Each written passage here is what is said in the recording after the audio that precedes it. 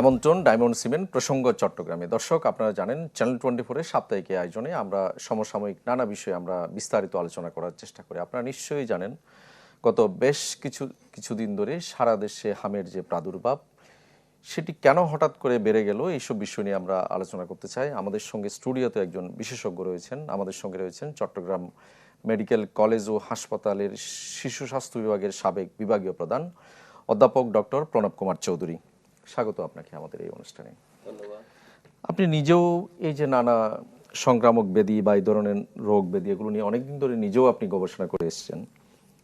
এই হঠাৎ করে আমরা দেখলাম যে হামটা আগের অনেকগুলো বছর ধরে আসলে মানুষ এইভাবে দেখেনি বা এরকম এত প্রাদুর্ভাব দেখেনি, হঠাৎ করে কেন এরকম বেড়ে গেল, আপনার কি মনে হয়?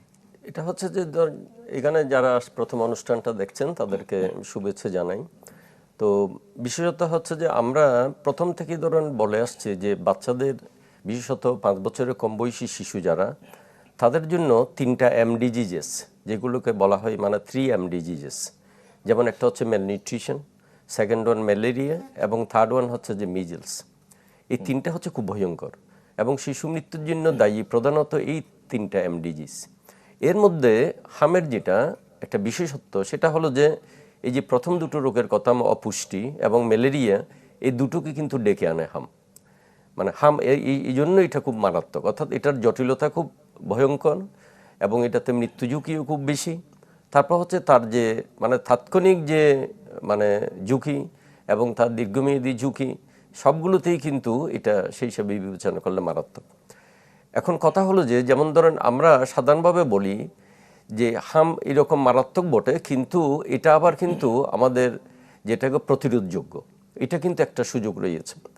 এবং বিভিন্ন গবেষণায় দেখা গেছে যদি কোনো শিশু যদি 2 ডোজ টিকাটা সময় মতো পেয়ে যায়, তাহলে সে কিন্তু হাম আক্রান্ত হবার সম্ভাবনা নেই বললেই চলে। তো ধরেন, এবং আরেকটা হচ্ছে যেমন ধরেন বাংলাদেশে সাধারণভাবে আমরা যেগুলো দেখেছি গত কয়েক বছরের পর্যবেক্ষণে, ধরেন এই যে 90-এর কাছাকাছি যে সাকসেস রেট যেটা আসছে টিকাতে, তো সেগুলো যেতে যেতে শেষ পর্যন্ত একটা দেশে দেখা যায় যে শেষ পর্যন্ত যেগুলো আপনার বাদ থাকলো সেটা কিন্তু একটা কিউমুলেটিভ ইফেক্ট থাকে, মানে সেগুলো কিন্তু জমা হতে হতে একটা কিউমুলেটিভ ইফেক্ট থাকে। অথবা ধরেন কেউ আছে যে কোনো শিশুকে হয়তো 1 ডোজ দেওয়া হয়েছে, পরের ডোজটা দেওয়া হয়নি। তো তখনই যখন একটা ধরেন, এবং বাচ্চার বিশেষত দেখা যাচ্ছে সে অপুষ্টি আক্রান্ত, বাংলাদেশে কিন্তু এখনও তো ধরেন যে কোনো মাত্রার যদি আমরা ধরা হয় যে 96% চিলড্রেন বলা হচ্ছে যে have got some source of malnutrition, সেটা হচ্ছে মাইল্ড হোক বা ধরেন মডারেট ফর্ম হোক, কিন্তু আছে। তো তখন এই বিষয়গুলো আসে যে হঠাৎ করে যারা বিশেষত যখন আপনি ভ্যাকসিনেশনের রেটটা যখন খুব পরে যাবে তখন, এবং কেউ 1 ডোজ পেল, তখন এই ফ্যাক্টরগুলো কাজ করে যে একসাথে তখন একটা দেশের মধ্যে একটা হামের ধরনের একটা প্রাদুর্ভাব দেখা দেয়। এই যে শুধু অনেকে বলছেন বা আপনাদের বিশেষজ্ঞরা বলছেন যে টিকার কারণে হয়তো একটা বড় অংশ এখানে দায়ী, এর বাইরে কি আর কোনো কারণ আছে যে হঠাৎ করে এইভাবে এই আউটব্রেকের? না, মূলত এটা তো এটার হচ্ছে যে হামের আরেকটা বৈশিষ্ট্য হলো এটা কেন মারাত্মক। এটা তো ধরেন হামের যে ভাইরাসটা সেটা কিন্তু যেটা ইয়ার লিভিং টাইমটা কিন্তু বেশি। যেমন ধরেন কাশির মধ্য দিয়ে ধরেন জীবাণুটা বাতাসে আসলো, কিন্তু সেটা কিন্তু প্রায় 2 ঘন্টার মতন জীবিত থাকে। সুতরাং 2 ঘন্টার মধ্যে ধরেন আশেপাশে যারা আছে তারা কিন্তু খুব দ্রুতভাবে কিন্তু তারা সংক্রমিত হয়ে যায়। আর এমনি বলা হচ্ছে গবেষণায় যে একজন যদি হাম আক্রান্ত থাকে, উনি 12 থেকে 18 জনকে কিন্তু সংক্রমিত করে। সুতরাং এভাবেই তখন এটা বেপরোয়া হয়ে যায়, নিয়ন্ত্রণ করাটা খুব কঠিন হয়ে যাচ্ছে। এই কারণেই হয়তোবা ধরেন আপনি যেগুলো পরীক্ষিত কেস, যেমন ধরেন আমাদের বাংলাদেশে দেখা গেলো যে আপনি এখানে আমরা যে পরিসংখ্যান আছে সেখানে পরীক্ষিত যদি ল্যাব পরীক্ষায় যদি আমরা যেগুলো কনফার্মেটরি বলি, সেক্ষেত্রে এটা বেশি না। কিন্তু ওই যে ক্লিনিক্যালি যেগুলো ধরেন আমরা ডায়াগনোস হচ্ছে বা যেগুলো আমরা সন্দেহ করছি, সেগুলোই বেশিরভাগ ক্ষেত্রে হয়ে যায় কিন্তু হাম। তো সেগুলো তখন সেক্ষেত্রে তারাই কিন্তু একজন যে 18 জন করে যদি ছড়াই, বিশেষত গিঞ্জি অঞ্চল একটা মানে বিষয়, এবং স্কুলিং, যেমন হয়তো বা আমার চেম্বারে দেখেছি যে ধরেন কারণ ও তো মানে র্যাশ ওঠার আগে থেকে কিন্তু সংক্রামক, এবং র্যাশ হওয়ার 4 দিন পর্যন্ত সংক্রামক থাকে। সুতরাং যে প্রোড্রোমাল পিরিয়ড আমরা বলি, যেটাতে ধরুন আমরা ঠিক নিশ্চিত না, তার প্রেজেন্টেশনটা হচ্ছে যে সিমলি একটা ধরুন ফ্লুর মতন, সর্দি কাশি, আমরা যেটা বলি যে 3টা সি নিয়ে সাধারণভাবে হাম প্রেজেন্ট করে। একটা হচ্ছে যে কাফ, কোরাইজা এবং কনজাংটিভিটিস। সুতরাং এগুলো তো অন্য যে কোনো ভাইরাল অসুখে কিন্তু এইভাবেই কিন্তু উপসর্গগুলো দেখা দেয়। তো প্রথম ধরুন কয়েকদিন থাকলো, যখন একটা জীবাণু শরীরে প্রবেশ করলো একটা শিশুর শরীরে, তখন সেক্ষেত্রে ধরেন যে এই এই প্রথম কয়েকদিন শুধু সে সর্দি কাশ এবং হচ্ছে যে চোখ লাল এই নিয়ে সে প্রকাশ পেল। তারপর এরপরে 4-5 দিনের মাথায় গিয়ে তার রেস্টটা দেখা দেয়। তখন কিন্তু মা তখন সন্দেহ করে যে বাচ্চার কিন্তু একটা ধারণা করেন, এবং রেস্টটা বৈশিষ্ট্য বর্ণিত। আমরা বলি যে আপনি ক্লিনিক্যালিও কিন্তু হাম নির্ণয় করতে পারেন। ল্যাব পরীক্ষায় আগেও কিন্তু ক্লিনিক্যালি এটা মূলত আসলে এটা ডায়াগনোসিসটা কিন্তু ক্লিনিক্যালি, তো সেভাবেই তখন হয়ে যায়। এবং হাম যদি সে সময়ই যদি এটাকে খুব ধরেন যাকে বলে নির্দিষ্ট রুমের মধ্যে মানে সেভাবে রাখা না যায়, যেমন হাসপাতালে ভর্তি হলে যদি ওপেন ওয়ার্ডে রাখা হয় সেটা কিন্তু ভয়ানক। তার কারণ যে আমরা যখন দেখি যে ধরেন এমনি তো আমাদের মেডিকেল কলেজ হাসপাতালের যে শয্য সংখ্যার তুলনায় শিশুর সংখ্যা অনেক বেশি। আমি যখন চট্টগ্রাম মেডিকেল কলেজ শিশু স্বাস্থ্য বিভাগে ছিলাম, তখন আমরা দেখেছি যে আমাদের শয্যা সংখ্যা হলো যে 100-র মতো, কিন্তু রোগী ভর্তি থাকতো প্রায় 400-র মতো, এক বেডে ধরুন 3-4 জন। এবং সেক্ষেত্রে যদি একজন হাম রোগীকে আমাদের ভর্তি দিতে হয়, এবং সেটা যদি এরকম একটা কাছাকাছি জায়গায় থাকে ওপেন ইয়েতে, সেজন্য আমরা তখন চেষ্টা করতাম যে ওকে আলাদা করে বিচ্ছিন্ন করে রাখার জন্য। কারণ একজন হামের রোগী মানে ওয়ার্ডে ভর্তি হওয়ার অর্থ হচ্ছে যে সবার মধ্যে মানে সংক্রমণটা দ্রুত ছড়িয়ে যাওয়া, মানে আইসোলেটেড ওয়ার্ড দরকার, আইসোলেটেড ওয়ার্ডটা খুব দরকার। এবং আরেকটা বিষয় একটু জানা দরকার, সেটা হচ্ছে যে একটা শিশুর মানে উপসর্গ দেখা দেওয়া থেকে সুস্থ হতে এই যে হামের মানে ডিউরেশনটা আসলে কতদিন? যেমন আমরা করোনায় যেটা দেখেছিলাম, কখনো বলা হয়তো 14 দিন, এই হামের ক্ষেত্রে এটা আসলে হচ্ছে যে সাধারণভাবে আমরা বলি যে 7 দিন। তবে এটা কিন্তু হামের যে বললাম যে জটিলতাটা কার হবে সেটা কিছুটা ফ্যাক্টরের উপর নির্ভর করে বটে। যেমন ধর একটা ভিটামিনের ঘাটতি, তো বাংলাদেশে ভিটামিনে যেটা কতগুলো ধরনের প্রোগ্রাম আছে সেগুলো দেওয়া হলে কিন্তু সেগুলো হামের জন্য কিন্তু কাজ করে। কারণ ভিটামিনের অপর নামেই হচ্ছে যে ইমিউনিটি ভিটামিন, রোগ প্রতিরোধক ভিটামিন। তো যে ভিটামিনের কর্মসূচিটা আছে, এবং বলা হচ্ছে যে ভিটামিনে যদি কারো সাফিসিয়েন্টলি থাকে কোনো বাচ্চার দেহে, সেটা কিন্তু হামের যে এই ক্ষতিকারক বিষয়টা সেটা প্রায় 30-40% হ্রাস করে। তো সেই হিসাবে একটা বিষয় হলো যে তার অপুষ্টিগ্রস্ততা, যে বাচ্চা অপুষ্টিগ্রস্ত, যে বাচ্চার ভিটামিনের অভাব আছে, এবং ধরুন আগে থাকতে সে কোনো অসুখে ভুগছে, দীর্ঘমেয়াদী অসুখে ভুগছে, যেমন হয়তো বা হাঁফানি, যেমন হয়তো বা হার্টের জন্ম ত্রুটি, তাদের জন্য কিন্তু এটা ভয়ঙ্কর। এবং ভিটামিনের অভাব থাকলে হামাক্রান্ত হলে তাদের চোখের অন্ধত্ব, চোখে যে অন্ধ হয়ে যাওয়াটার কিন্তু ঝুঁকিটা অনেক বেশি। সেজন্য ধরেন যারা জটিলতায় পড়ে, দীর্ঘমেয়াদী একটা জটিলতা আছে, সেটা হচ্ছে মস্তিষ্কের প্রদাহ, যেটা এসএসপি বলি আমরা, সেটা খুব মারাত্মক। সেটা যদিও বা খুব কম সংখ্যক ক্ষেত্রে ঘটে, কিন্তু এটা অনেক বছর পরেও হতে পারে হাম আক্রান্ত হওয়ার পরে। এইরকমভাবে ধরেন মানে হামের এমনি সাধারণভাবে ধরেন যদি তার পুষ্টি ঠিক থাকে, সময় মতো যদি তাকে যেমন ধরেন চিকিৎসা ব্যবস্থাপনাটা করা যায় মানে রোগ হবার সাথে সাথেই, তাহলে কিন্তু 7 দিনের মধ্যে মোটামুটিভাবে সেরে ওঠে। এক্ষেত্রে চিকিৎসা প্রটোকলটা কি আসলে হামের? মানে হামের বেসিক কিন্তু প্রটোকলটা কি? হামের একটা ব্যাপার হচ্ছে নির্দিষ্ট কোনো ওষুধ নেই। সুতরাং সেগুলো হচ্ছে যে আমরা যেটাকে বলি ধরনের কতগুলো সাধারণ চিকিৎসার মধ্যে হচ্ছে যে প্রথমত যখনই বাচ্চা মানে হাম আক্রান্ত হবে, তখন তার যদি কিছু মারাত্মক হাম বলি আমরা, যেটা এই মারাত্মক হাম যখন লক্ষণগুলো থাকবে সাথে সাথে তাকে হাসপাতালে ভর্তি করতে হবে। এটা হচ্ছে যে প্রথম মানে প্রধান উদ্দেশ্য আমাদের লক্ষ্য। যেমন ধরেন একটা বাচ্চা হাম আক্রান্ত হয়েছে কিন্তু তার খিঁচুনি হয়ে গেল, সে হয়তোবা খুব মারাত্মক নিউমোনিয়ায় আক্রান্ত হলো বা তীব্র ডায়রিয়ায় আক্রান্ত হলো। তো এবং এই সমস্ত যখন লক্ষণগুলো দেখা যাচ্ছে এবং তার উপসর্গের মধ্যে হচ্ছে যে বাচ্চা পানীয় পান করতে পারছে না, সে ধরেন যা খাচ্ছে সবই বমি করে দিচ্ছে, তো এই মারাত্মক লক্ষণগুলো দেখা দিলে দেরি না করে তাকে হাসপাতালে ভর্তিপূর্বক চিকিৎসা দেব।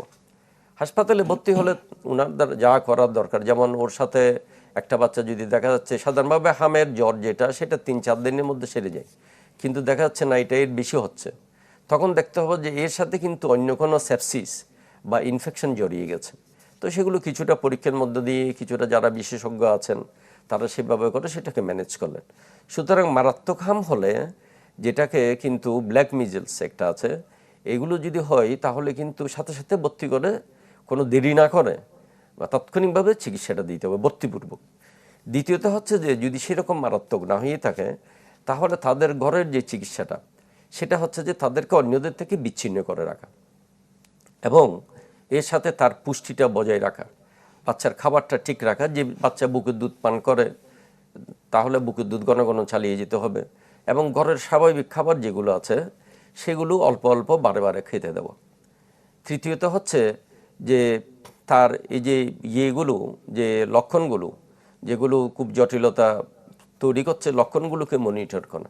যখনই আবার দেখা যাচ্ছে যে বাচ্চাটার ঘন ঘন শ্বাস নিচ্ছে, তার শ্বাসকষ্ট হচ্ছে এবং বুকের নিচের অংশ দেবে যাচ্ছে, যেগুলো নিউমোনিয়ার লক্ষণ বা মারাত্মক নিউমোনিয়ার লক্ষণ, তখন কিন্তু বা সব কিছু বমি করে দিচ্ছে এবং বাচ্চাকে খুব অসুস্থ দেখাচ্ছে, এর মধ্যে অথবা খিঁচুনি হয়ে গেল, তাহলে আবার ওই একই ঘটনা যে তাড়াতাড়ি ওকে নিয়ে ভর্তি করে দিতে হবে। আরেকটা হচ্ছে যে ভিটামিন এ ক্যাপসুল। ভিটামিনে আগেও বলেছি যে এটা প্রায় 30-40% ক্ষেত্রে কিন্তু সুরক্ষা দেয়, শুধু চোখের সুরক্ষা না, এমনি আলাদা করে তার যে একটা রোগ ভিটামিন যেটা করে কমিয়ে দেয়। হামের আরেকটা যে বিশেষ জটিলতা হলো যে রোগ প্রতিরোধ ক্ষমতা কমিয়ে দেয়। এই কারণে অনেক সময় 1 মাস পরে গিয়েও ধরেন কোনো শিশুর শরীরে সুপ্ত যক্ষ্মা আছে, যক্ষ্মাটা আছে, জীবাণুটা আছে কিন্তু সুপ্ত অবস্থায়। হামের পরবর্তীতে তার যেহেতু ওই যে রোগ প্রতিরোধ ক্ষমতা কমে গেল, তখন ওই সুপ্ত যক্ষ্মাটা কিন্তু মাথা ছাড়া দিয়ে ওঠে। সুতরাং সেগুলো কিন্তু শিশু বিশেষজ্ঞগুলো নজর রাখেন মানে এরপরে।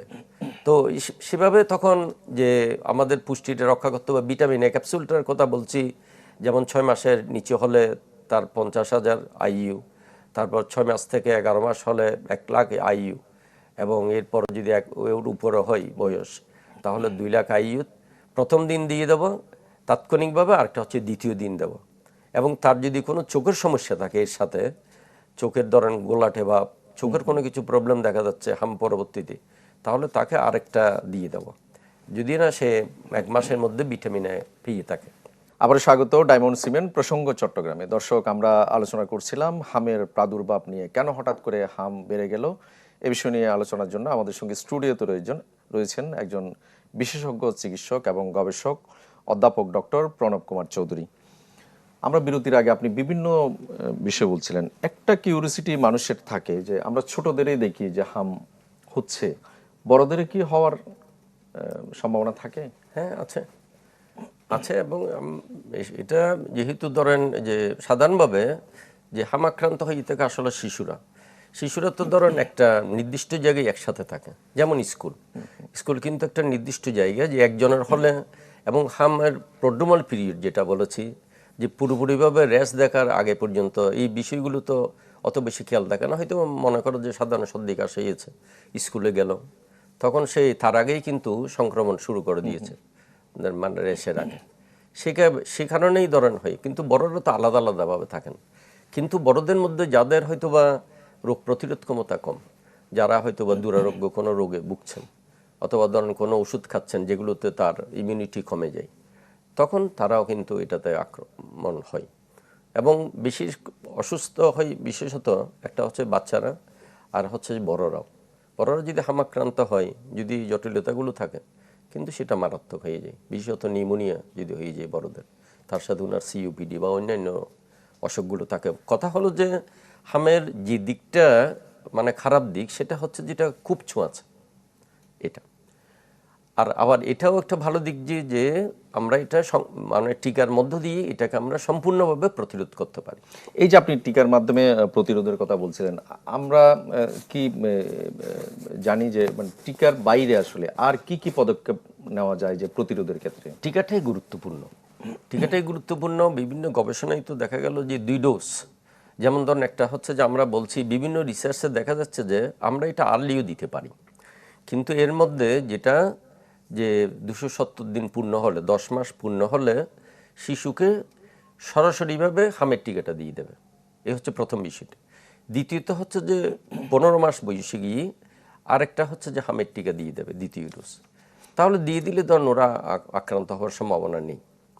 এখন হলো যে যেমন যদি এর মধ্যে দেখা যাচ্ছে যে ধরেন মানে টিকা দেওয়া আছে, কারো হয়তো বা সন্দেহজনক হাম আছে, তাহলে সেক্ষেত্রে বলা হচ্ছে যে 6 মাসের কম বয়সী হলে যারা টিকা দেয়নি তাদেরকে 1 ডোজ টিকা দিয়ে দেওয়া যায় এই সময়। এটা তাৎক্ষণিকভাবে কিছুটা কার্যকর, পুরোপুরি কার্যকর না। পুরোপুরি কার্যকর হতে টিকা দেওয়ার পরেও একটা নির্দিষ্ট সময় লাগে, কিন্তু তবুও ধরেন যে প্রথমেই দ্রুত টিকাকরণটা করা দরকার। আর দ্বিতীয়ত হচ্ছে যে যারা 6 থেকে 9 মাস বয়সী, যারা 10 মাসের কম, তারা মানে তাদেরকে তখন ওই টিকার আওতায় নিয়ে আসে। এবং তার চেয়ে বেশি যারা আছে টিকা দেওয়া আছে কিন্তু তারা সংস্পর্শে আসছে, অর্থাৎ হামের সংস্পর্শে আসলে টিকাটা দিয়ে ফেলতে হবে।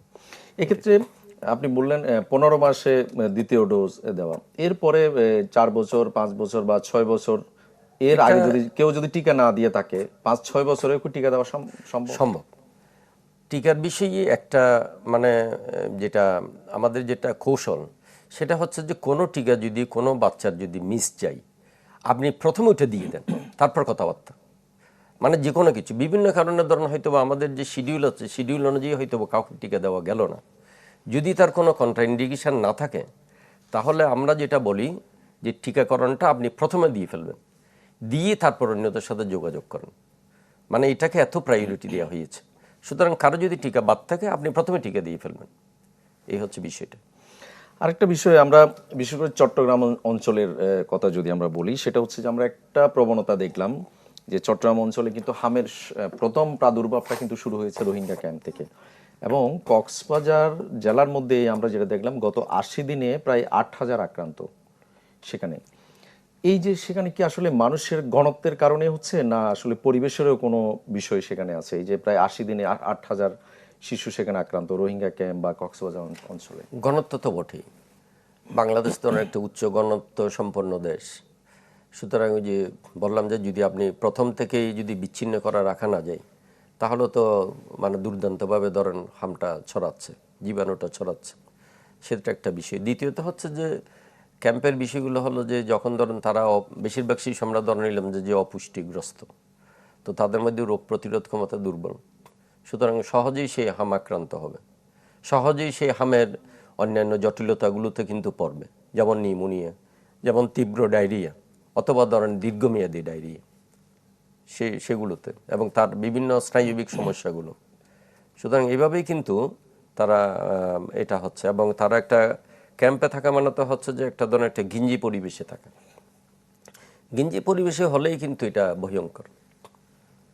হ্যাঁ, তারা তো ধরেন আরেকটা হচ্ছে যে পরিবেশের বিষয় যেটা বলছেন, হ্যাঁ সেখানে যে বায়ু চলাচল যেটা ধরেন যেটা মানে যেটা একটা ভালো স্বাস্থ্যকর পরিবেশ, সেখান থেকে তো ধরেন সেটা তারা বঞ্চিত থাকে। এবং এই যে হামের মানে হাম নিশ্চিত হওয়ার জন্য তো একটা টেস্টেরও নিশ্চয় প্রয়োজন। আপনাকে মনে হয়, আপনি একজন বিশেষজ্ঞ চিকিৎসক বা দীর্ঘদিন ধরে এই গবেষণার কাজও করে এসেছেন, এই সার্বিকভাবে আসলে করোনায় আমরা যেভাবে দেখছিলাম যেখানে সেখানে আসলে মোটামুটি পর্যাপ্ত পরিমাণে টেস্টের ব্যবস্থা ছিল, এখন কি সেই রকম হামের ক্ষেত্রে কি সেরকম আছে হামের বলে মনে ক্ষেত্রে হয়? হামের একটা বিষয় হচ্ছে যে হামের তো ধরেন হাম ক্লিনিক্যালি রোগ নির্ণয় সম্ভব, আমরা এতদিন ধরে কিন্তু সেটাতেই জোর দিয়েছি। কারণ টেস্টের মধ্য দিয়ে ধরেন একটা সময় থাকে, কষ্টের বিষয় থাকে, এটা খুব বেশি এটা ল্যাব পরীক্ষার দরকার, যে যেমন আপনি প্রকোপটা বুঝাতে বা ধরেন গবেষণার কাজে বা ধরেন বাংলাদেশে প্রাদুর্ভাবের হারটা কীরকম সেটা, হ্যাঁ অনেকগুলো বিষয় আছে যেগুলো সেগুলো নিয়ে ধরেন হয়তোবা খুব এটা গুরুত্বপূর্ণ সেই হিসেবে, কিন্তু রোগ নির্ণয়ের ক্ষেত্রে না বা চিকিৎসা ব্যবস্থাপনার ক্ষেত্রে না। হামের যে র্যাশ আছে ওই র্যাশ কিন্তু আরও কয়েকটা রোগে হয় এবং এই সময়েই হয়। হামের আরেকটা নাম আছে যে বিকল্প নাম রুবিওলা, আর আমরা তারপরে যেটাকে এর সাথে প্রায় মিলে যাই সেটা হচ্ছে জার্মান হাম, রুবেলা যেটা। তো আমরা তো ধরেন যে ভ্যাকসিন কথা বলা হচ্ছে বাংলাদেশে, কিন্তু এটা মিজেলস এবং রুবেলা ভ্যাকসিন একসাথে কিন্তু দেওয়া হচ্ছে, এবং কোনো কোনো ক্ষেত্রে ধরেন দ্বিতীয় ডোজের মধ্যে আমরা MMR ভ্যাকসিনও দিচ্ছি, যাতে মামসটাকেও আমরা খাবার করছি। সুতরাং যেগুলো আছে কিছু ধরেন ওষুধের প্রতিক্রিয়া থেকে হয়, যেমন ডেঙ্গু থেকে হয় র্যাশগুলো, কমন র্যাশ যেগুলো দেখা যায় সেগুলো ক্লিনিক্যালি কিন্তু ইউ ক্যান মানে ডিফারেন্সিয়েট ইট। একজন বিশেষজ্ঞ যদি খুব হয় উনি কিন্তু এগুলো ডিফারেন্সিয়েট করে নেন। এবং হাম অনেকটা দেখলেই বোঝা যায়, যে হাম মানে দেখলেই বুঝে যায়। যেমন চিকেন পক্স, এই সময়ের বাচ্চাদের প্রধান সংক্রামক রোগের মধ্যে কয়েকটা, একটা হচ্ছে যে হাম, আরেকটা হচ্ছে যে জার্মান হাম, আরেকটা হলো আপনার জলবসন্ত এবং মামস। এই চারটা মূলত হচ্ছে যে শিশু বয়সের যেটা সংক্রামক ব্যাধি, যেটা আমাদের এই যে মানে শীতের শেষের দিকে এবং বসন্তকালে হয়ে থাকে। তো এগুলো এত বছর ধরে এইভাবেই চলেছে, কিন্তু আমাদের তো একটা শেষ কথা হচ্ছে যে সময় মতো টিকাকরণ। যেমন জলবসন্তের টিকা এখন পাওয়া যায়, খুবই কার্যকরী, এবং এগুলো হচ্ছে যে হামের টিকা, জলবসন্তের টিকা, এগুলোর প্রতিক্রিয়াও কিন্তু একদম নগণ্য, মানে ইজিলি টলারেবল যাকে আমরা বলি সেটা। আরেকটা বিষয় হচ্ছে যে হাম কি একবার হওয়ার পরে দ্বিতীয়বার তৃতীয়বার এরকম হওয়ার কি কোনো সম্ভাবনা আছে? কম, সম্ভাবনা কম। একবার হাম হয়ে গেলে দ্বিতীয়বার তার হবার সম্ভাবনা নেই বললেই চলে, কারণ ওইটাতে তার যে প্রতিরোধ শক্তিটা তৈরি হয় রোগের বিরুদ্ধে, সেটা সাধারণভাবে ধরেন সারা জীবন থাকে, এবং এটা জলবসন্তের ক্ষেত্রেও তাই। সুতরাং টিকাকরণ তখন ধরেন ওই যে জটিলতাগুলো মানে আর যেন না হয় তার, সেই জন্য আর কি। এবং আমি যদি সবশেষ আপনার কাছে জানতে চাই, সেটা হচ্ছে যে এই মুহূর্তে আসলে এখন যেহেতু প্রাদুর্ভাব, এই মুহূর্তে অভিভাবকদের বা বাবা মাদের আসলে কোন কোন বিষয়গুলো সবচেয়ে বেশি নজর দেওয়া দরকার? প্রথম হচ্ছে যে যদি আপনি যেমন কোনো বাচ্চার এই এই এই তিনটা, যেমন তার হচ্ছে সর্দি হচ্ছে, নাক দিয়ে জল যাচ্ছে যেটা, সেটা হচ্ছে যে, এবং তার কাশ এবং তার চোখ লাল হয়েছে, তাহলে কিন্তু আপনি সন্দেহ করেন। এবং 4-5 দিনের মাথায় যখনই ধরেন তার র্যাশ হবে, র্যাশটা তো আপনি নিজেই বুঝবেন যে এটা চুলের গোড়া থেকে কানের পেছন দিক থেকে শুরু হয়, এবং হতে হতে প্রথমে পেট, তারপর হচ্ছে যে উরু, এগুলো হয়ে প্রায় 5-7 দিনের মাথায় গিয়ে ওটা পাইয়ের পাতা পর্যন্ত যায়। পাইয়ের পাতায় যখন র্যাশটা যাবে তখন কিন্তু সেটা মুখেরটা তখন ফ্যাকাশে হয়ে যায়। কিন্তু এই যে র্যাশের যে একটা স্টেনিং, মিজেলস র্যাশের কিন্তু একটা স্টেনিং থাকে বাদামি রঙের, যেটা ওইটা কিন্তু অনেক দিন পর্যন্ত থাকতে পারে। সুতরাং আপনি প্রথম হচ্ছে যে যখনই ধরেন হাম হবে বা এই ধরনের হবে, ওষুধে না যাব। যেমন বাচ্চাদের ক্ষেত্রে আমরা প্রথম বলছি তার পুষ্টিটাকে কিন্তু আপনি বজায় রাখেন, বুকের দুধটা খেতে দেন, এবং পানি এবং যেটা মানে এই জলীয় খাবারগুলো সেটা হচ্ছে বেশি পরিমাণে খাওয়ানো থাকে, অল্প অল্প বারে বারে খাওয়াবেন, একসাথে বেশি না দিয়ে অল্প অল্প বারে বারে খাওয়ান। এবং বাবা মাদের সতর্ক থাকা আর হচ্ছে মানে যাতে দ্রুত বাচ্চা সুস্থ হয়ে ওঠে এদিকে নজর দেওয়া। আমাদের আসলে সময় থাকলে হয়তো আপনার সাথে আরো কথা বলতে পারতাম। আপনাকে অনেক ধন্যবাদ আমাদের সময় দেওয়ার জন্য। ধন্যবাদ আপনাকে, এবং যারা শ্রোতা মণ্ডলী আছেন তাদের সবার জন্য আমার আবারও অনেক শুভেচ্ছা। ধন্যবাদ। দর্শক, আপনাদেরকেও ধন্যবাদ। ভালো থাকুন সবাই।